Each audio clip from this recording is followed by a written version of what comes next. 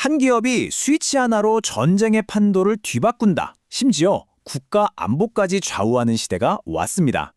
네, 오늘 우리가 깊이 들여다볼 주제 바로 스타링크 효과입니다. 스위치 하나로 전쟁의 흐름을 바꾼다?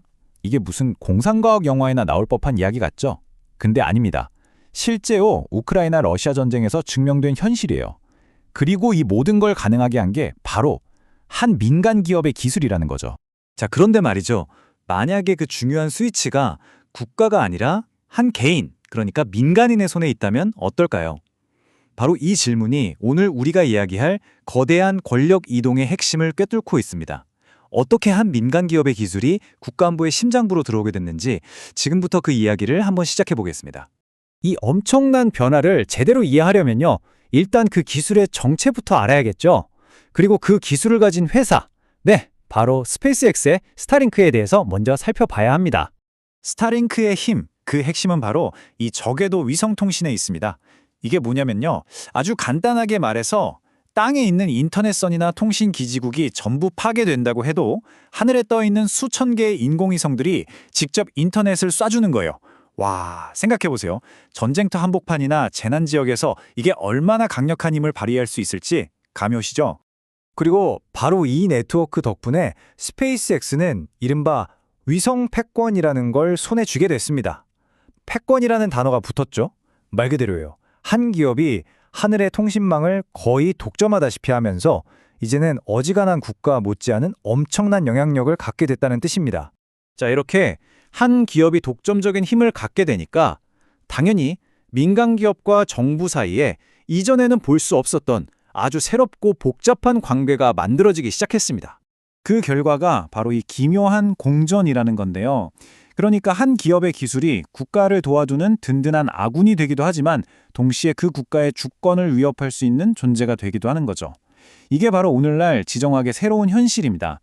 국가는 스타링크 기술 없이는 제대로 된 작전 수행이 어려워졌는데 바로 그 의존성 때문에 역설적으로 스타링크의 결정 하나에 국가 안보 전체가 흔들릴 수 있는 약점을 갖게 된 겁니다.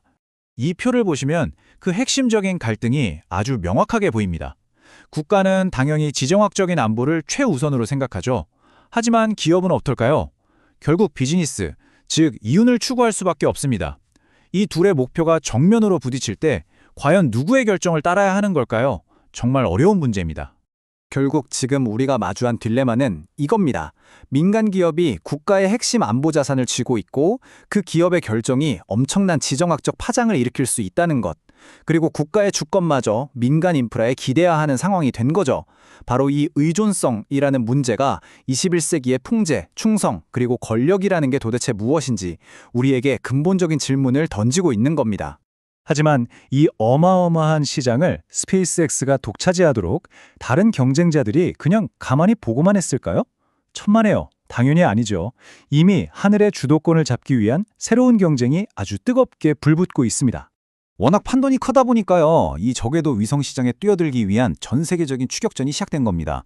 이건 그냥 단순히 돈을 더 벌기 위한 비즈니스 경쟁 그 이상이에요. 차세대 통신 기술의 영향력과 통제권, 즉 미래의 힘을 확보하기 위한 아주 치열한 전략적 경쟁이라고 봐야 합니다. 도전장을 내민 경쟁자들 면면이 화려합니다. 대표적으로 삼성이 있죠. 6G 시대를 대비해서 위성통신 기술을 본격적으로 개발하고 있고요. 구글도 자체 위성 인터넷 프로젝트에 다시 시종을 걸고 있습니다. 이런 글로벌 IT 건물들이 이제 본격적으로 이 시장에 뛰어들고 있는 겁니다. 물론 아직까지는 스타링크가 정말 압도적인 선두를 달리고 있는 게 사실입니다. 격차가 꽤 크죠? 하지만 정말 중요한 건 뭐냐면 이제 막 추격전의 시작을 알리는 총성이 울렸다는 겁니다. 이 경쟁자들의 목표는 분명합니다. 바로 스타링크의 독주를 막고 이 새로운 핵심 인프라에서 자신들의 목소리를 내는 거죠. 자기 지분을 확보하는 겁니다. 여러분, 바로 이 지점이 이 문제가 왜 중요한지를 보여주는 거예요. 전 세계의 통신망, 그리고 그게 안보에 미치는 영향까지.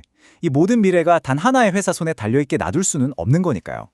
자, 지금까지 기술적인 부분부터 시작해서 권력 관계의 변화, 그리고 치열해지는 시장 경쟁까지 쭉 훑어봤습니다. 그럼 이 모든 이야기 속에서 우리가 꼭 기억해야 할 핵심은 대체 뭘까요? 핵심만 딱 정리해 볼게요. 첫째, 이제 민간 기업의 기술이 국가 안보의 가장 중요한 부분이 됐다는 것. 둘째, 스타링크라는 하나의 기업이 독점적인 힘을 가지면서 완전히 새로운 권력 지도가 그려졌다는 것. 그리고 마지막으로 이 하늘의 패권을 차지하기 위한 전 세계적인 경쟁이 드디어 시작됐다는 겁니다. 오늘 이야기의 가장 중요한 결론은 바로 이것입니다. 기업의 이익과 국가의 안보, 이 둘 사이의 경계가 이제는 거의 의미가 없을 정도로 흐릿해졌다는 겁니다. 우리가 알던 권력과 주권에 대한 낡은 규칙은 이제 폐기되고 새로운 규칙이 쓰이고 있는 거죠. 그래서 마지막으로 여러분께 이 질문을 던지려고 합니다.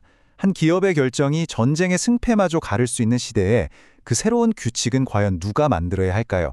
앞으로 기술과 비즈니스 그리고 국제 권력이 어떻게 얽혀나갈지를 결정하게 될 정말 중요한 질문이 아닐 수 없습니다.